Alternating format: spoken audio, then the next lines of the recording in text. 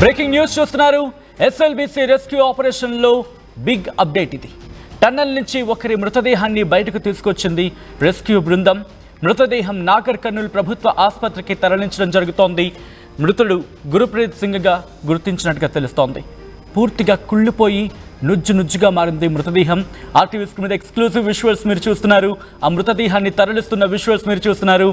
ఆ పార్థివ దేహం ఆ వాహనంలో మృతదేహాన్ని ర్యాప్ చేసి అక్కడ ప్రభుత్వ హాస్పిటల్కి తరలించడం జరుగుతోంది.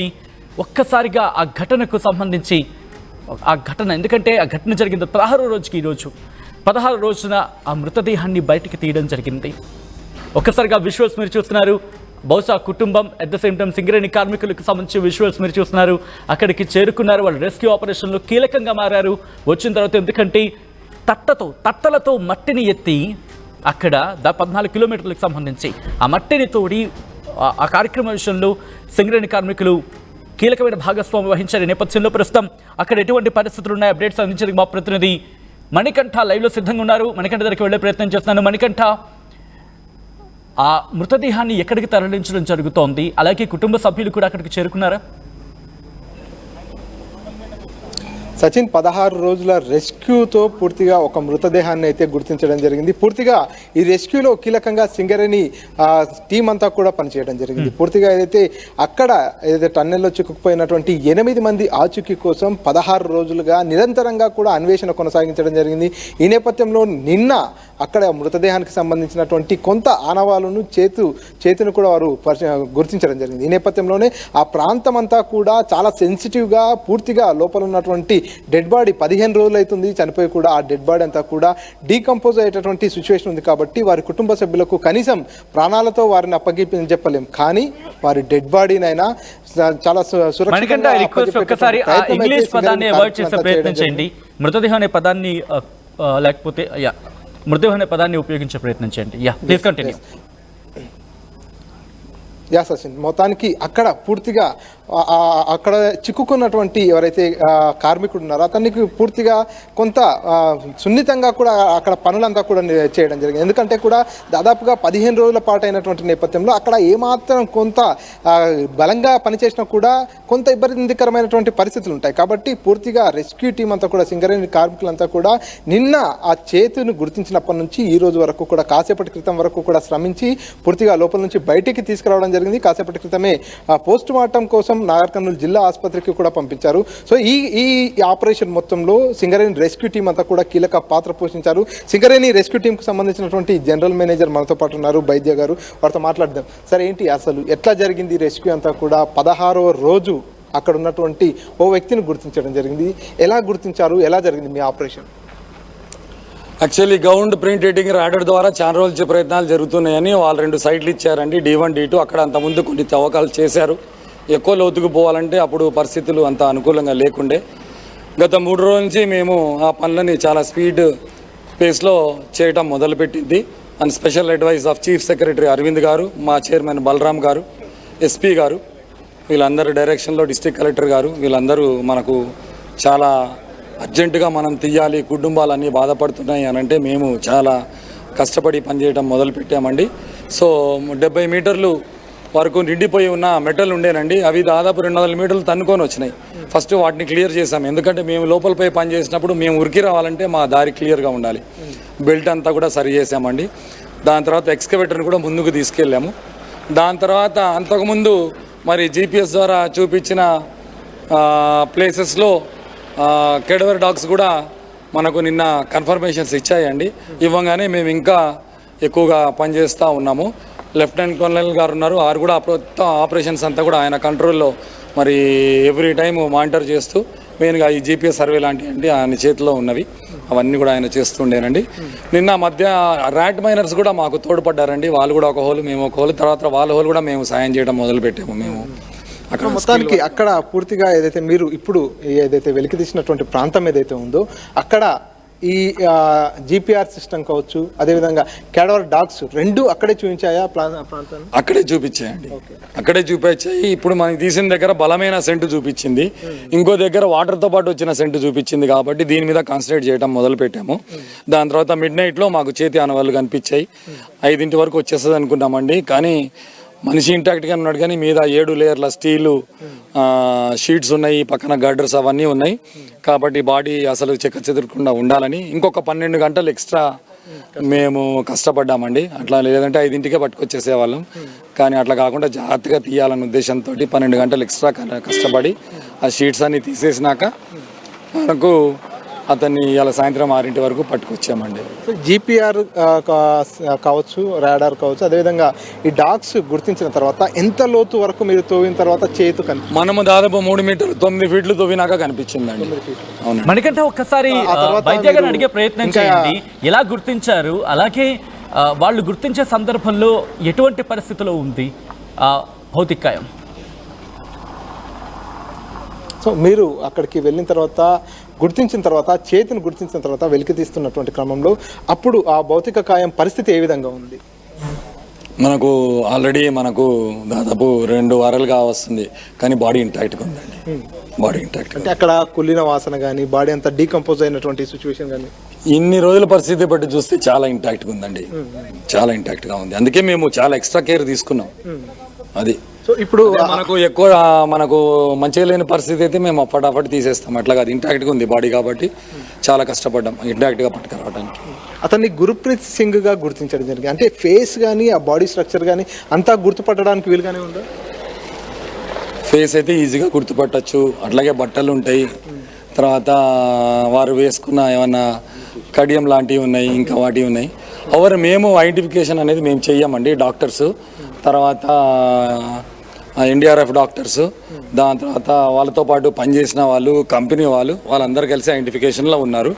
మాకు కనపడంగానే ఫస్ట్ మేము వైట్ గుడ్డ కప్పేస్తామండి. ఎందుకంటే మిగతా వాళ్ళు మంచి రెస్పెక్టబుల్ పొజిషన్లో చూడాలనే ఉద్దేశంతో మేము అందరినీ చూడనివ్వమండి. మేము దాన్ని కప్పేసి మంచి రెస్పెక్ట్ఫుల్గా ఒక రెస్పెక్ట్తో పట్టుకురావాలని చూస్తాం. కాబట్టి మేము దాన్ని ఐడెంటిఫై చేసే ప్రయత్నం కూడా చూడము.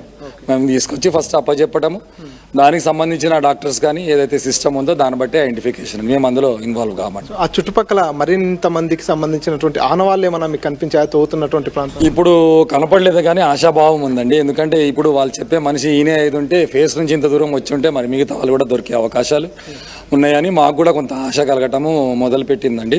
మా టీమ్స్ ఆల్రెడీ కంటిన్యూగా పనిచేస్తున్నాయి ఇంకా అక్కడే. ఇప్పుడు సెకండ్ నైట్ రేపు కూడా మళ్ళీ మేము కంటిన్యూగా పనిచేసి ఇంకా ప్రయత్నాలు చేస్తామండి. మళ్ళీ క్యాడవర్ డాగ్స్ మళ్ళీ లోపలికి వచ్చినట్టుగా తెలుస్తుంది. మళ్ళీ ఇంకేమైనా స్పాట్స్ చూపించాయా క్యాడవర్ డాగ్స్? యాక్చువల్లీ ఈ ఒక 2 ప్లేసెస్ చూపించిన రోజు నేను ప్రత్యక్షంగా అక్కడ లేను కాబట్టి ఈ యొక్క ఆనవాళ్ళు తెలవంగానే నేను మళ్ళీ డాగ్స్ని నేను లోపల ఎట్లాగో ఉంటాను కదా అని చెప్పేసి ఇవాళ 11ంటికి రమ్మని చెప్పానండి. ఎందుకంటే ఇది ఎట్లాగో తెలిసింది, వాటి రియాక్షన్ మరి మిగతా ప్లేసెస్లో ఎలా ఉందని నేను నా కళ్ళారుతో చూస్తే అక్కడ నా ప్రయత్నాలు ఎక్కువ ఉంటాయి అనే ఉద్దేశంతో పొద్దున వచ్చాయండి. ఎన్ని స్పాట్లు చూపించాయి? అదే D1 D2 చూపించింది. D1లో మడుగు నీళ్ళతో పాటు వచ్చేదాన్ని, అంత పక్కా కన్ఫర్మేషన్ కాదు. D2 మాత్రం ఆల్రెడీ మనం చూసాం కాబట్టి అక్కడ మేము చూడనీయలేదు దాన్ని.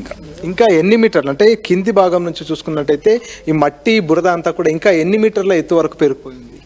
అంటే అక్కడ మిషన్ మట్టి కలిపి 6 మీటర్ల వరకు పేరుకుపోయి ఉందండి. అందులో మిషన్ కూడా ఉంది. సో ఇంకా అంటే మిగతా వారిని జాడ గుర్తించేందుకు, మిగతా వారిని గుర్తించేందుకు ఇంకా ఎన్ని రోజుల సమయం పట్టేటట్టు? అది మనం చెప్పలేమండి. ఎందుకంటే చాలా లెంత్ వరకు కొట్టుకొచ్చింది, చాలా మెటీరియల్ కొట్టుకొచ్చింది. అదే ఫాలో అవుతూ ఉంటే మనం ఏం చేయలేము కూడా ఈ పరిస్థితిలో. ఎందుకంటే కంప్లీట్ సర్వే కావాలి, పనిని మనం జాగ్రత్తగా స్టెబిలైజ్ చేయాలి. ఎందుకంటే ఆల్రెడీ మనము టీమ్స్ని అక్కడ పెడుతున్నాం కాబట్టి టీమ్ సేఫ్టీ కూడా చూడాల్సి వస్తుంది. కాకపోతే ఈ ప్రాంతంలో ఉంటే మాత్రం తొందరగానే దొరికే అవకాశాలు ఉన్నాయి. ఏది మనం కొట్టుకొచ్చిన ప్లేస్లోనే. అది అందుకే అదే ఛానల్ రూట్లో ఎక్కడైతే దొరికాడో అక్కడ వాక్వే లాగుందని తెలిసిందండి. అదే ప్రాంతంలో మేము ఆ డైరెక్షన్లో పనిచేస్తామండి నెక్స్ట్ ఫ్యూ డేస్. అంటే లోపల ఎట్లా ఉంది సిచ్యువేషన్ అంతా కూడా? కొంత భాగం అంతా కూడా డ్యామేజ్ అయ్యేటటువంటి సిచ్యువేషన్ ఉందంటూ కూడా కొంతమంది భయభ్రాంతులకు కూడా అవుతున్నారు. లోపల సిచ్యువేషన్ ఎట్లా ఉంది? వెళ్ళేటటువంటి వారి జాగ్రత్తల కోసం ఎటువంటి సేఫ్టీ ప్రికాషన్స్ తీసుకుంటున్నారు? ఫేస్ నుంచి 15 మీటర్స్ వరకు మాత్రం డేంజరస్గా ఉందండి. దాని తర్వాత అంతా బాగుంది అక్కడ కాబట్టి 15 మీటర్స్ యూతలే పనిచేసాం మంచిగా ఉన్న దగ్గర. సింపుల్. అట్లాగే వాటర్ వస్తుంది, వాటర్ని గమనిస్తున్నాం. ఏమన్నా మళ్ళీ రాళ్ళు మట్టి వచ్చేది ఉంటే కలర్ వస్తుంది, తెలిసిపోతుంది, బయటకు వచ్చేయచ్చు. అట్లాగే మేము ప్రిజమ్స్ పెట్టించాం వాళ్ళతోని, కంపెనీ వాళ్ళతోని, సర్వేర్స్తోని. సో ఏమన్నా కన్వర్జెన్స్ కిందకు దిగితే అది చూపిస్తుంది డిఫరెన్స్. తర్వాత కంటిన్యూస్గా అబ్జర్వేషన్, సౌండ్స్ కానీ అవి కానీ అది. ఇంతకు ముందు వరకు కూడా నిమిషానికి 4 నుంచి 5,000 లీటర్ల నీరంతా కూడా అక్కడ ఊటలాగా ఉబికి వస్తున్నటువంటి పరిస్థితి. ఇప్పుడు ఆ నీటి ప్రవాహం ఏమైనా తగ్గిందనుకోవచ్చు? అలాగే వస్తుంది. ఆ డాటా మేము తీసుకోలేదండి, అడిగాము వాళ్ళని.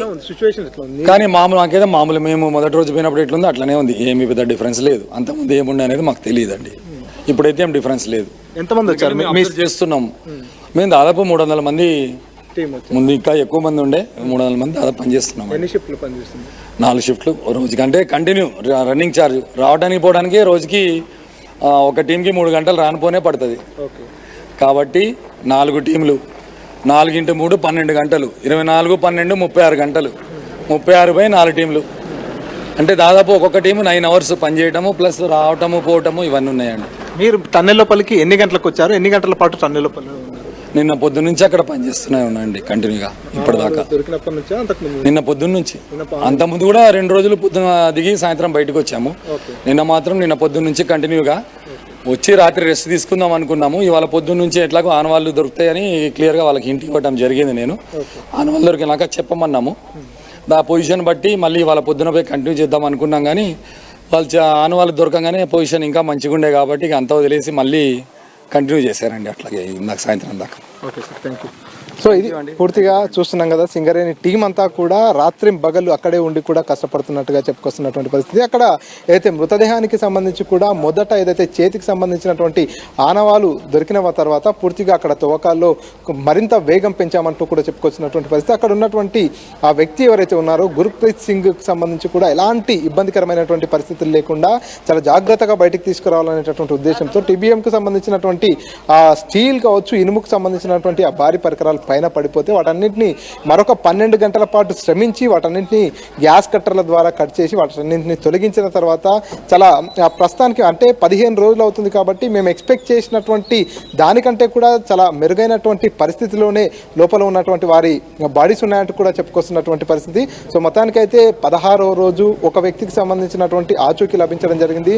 లోపల ఏదైతే నిన్న చేతి భాగం కనిపించినటువంటి నేపథ్యంలో ఈరోజు ఈ సమయం వరకు దాదాపుగా 6 గంటల వరకు కూడా పూర్తిగా రెస్క్యూ నిర్వహించి ఆ వ్యక్తికి సంబంధించినటువంటి బాడీని అంతా కూడా చాలా జాగ్రత్తగా తీసుకొని నాగర్ కర్నూలు జిల్లా ఆసుపత్రికి తీసుకెళ్లారు. వారి కుటుంబ సభ్యులకు కూడా సమాచారం ఇచ్చారు. బాడీ ఫేస్ అంతా కూడా చూసినా కూడా మరీ అంటే ఇన్ని రోజుల తర్వాత డీకంపోజ్ అయ్యి గుర్తించలేనటువంటి పరిస్థితిలో ఉంటుంది. కానీ వీరు చెప్పేటటువంటి మాటల ప్రకారం అంతా కూడా ఆ ఫేస్ కావచ్చు, ఆ డ్రెస్ కావచ్చు, అదంతా చూస్తే ఎవరు ఆ క్యాండిడేట్ అనేది ఐడెంటిఫై చేయడానికి కొంత వీలుండేటటువంటి స్థితిలోనే ఉన్నది అంటూ కూడా చెప్పుకొస్తున్నటువంటి పరిస్థితి. ఈ నేపథ్యంలోనే బాడీని బయటికి తీసుకొచ్చిన తర్వాత ఎవరైతే అధికారులంతా కూడా ఆ వ్యక్తిని గుర్తించి గుర్ప్రీత్ సింగ్ గా గుర్తించడం జరిగింది. వారి కుటుంబ సభ్యులకు కూడా సమాచారం ఇచ్చినట్టుగా తెలుస్తుంది. ప్రస్తుతానికైతే గుర్ప్రీత్ సింగ్ సంబంధించినటువంటి బాడీ అంతా కూడా నాగర్ కర్నూలు జిల్లా ఆసుపత్రికి వెళ్ళినటువంటి సిచ్యువేషన్ ఉంది. సచిన్. రైట్ మణికంఠ, మొత్తం అయితే మాత్రం ఎస్ఎల్బిసి రెస్క్యూ ఆపరేషన్ 16 రోజుకు చేరుకుంది. 16వ రోజున 8 మందిలో ఒకరి మృతదేహాన్ని గుర్తించడం జరిగింది రెస్క్యూ సిబ్బంది. దాంతోపాటు ఆ మృతదేహాన్ని నాగర్ కర్నూలు ప్రభుత్వ ఆసుపత్రికి తరలించడం జరుగుతోంది.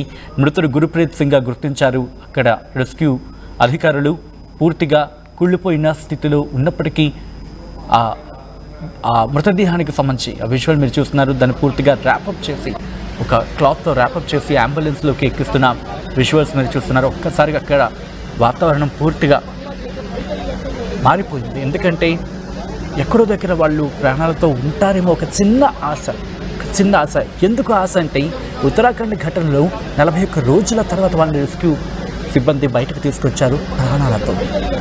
ఇటువంటి నేపథ్యంలో ఈరోజు కూడా ఎక్కడో దగ్గర ఒక ఆశ అయితే ఉండింది, వాళ్ళు బ్రతికి వస్తారేమో అని ఒక చిన్న ఆశ అయితే ఉండింది.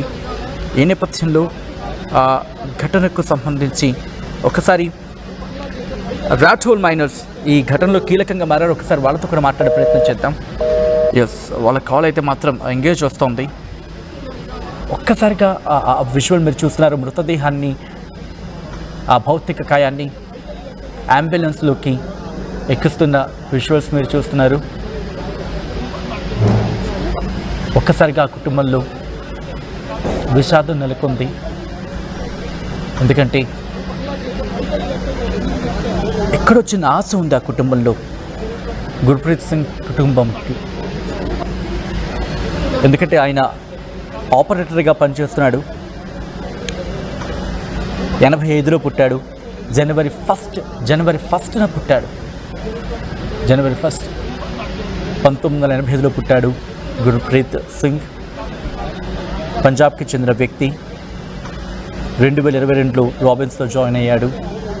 ఈ ప్రమాదంలో మృతి చెందాడు గుర్ప్రీత్ సింగ్.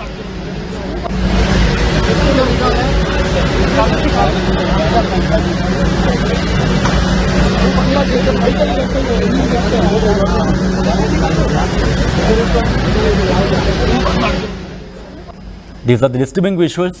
ఈ కథనం మిమ్మల్ని కాస్త కలవరపరచచ్చు. అయితే మిమ్మల్ని కలవరపడి గురి చేయడం ఆర్టీవీ ఉద్దేశం కాదు.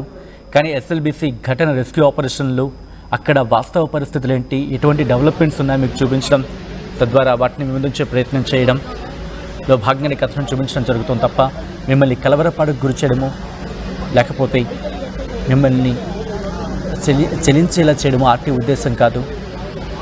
అక్కడ వాస్తవాన్ని ముందుంచే ప్రయత్నం చేయడంలో భాగంగానే కథనం చూపించడం జరుగుతుంది తప్ప మిమ్మల్ని కలవరపాటు గురి చేసే ఉద్దేశం ఆర్టీవీకి ఎన్నడూ లేదు, ఉండదు. కానీ ఇటువంటి కథనాలు చూసినప్పుడు కాస్తంత కలవరపాటుకి మరి కాస్తంత చలించే అవకాశం ఉంటుంది. కాబట్టి దీనికి సంబంధించి తగిన జాగ్రత్తలు తీసుకోవాలని ఆర్టీవీ సూచించడం జరుగుతోంది.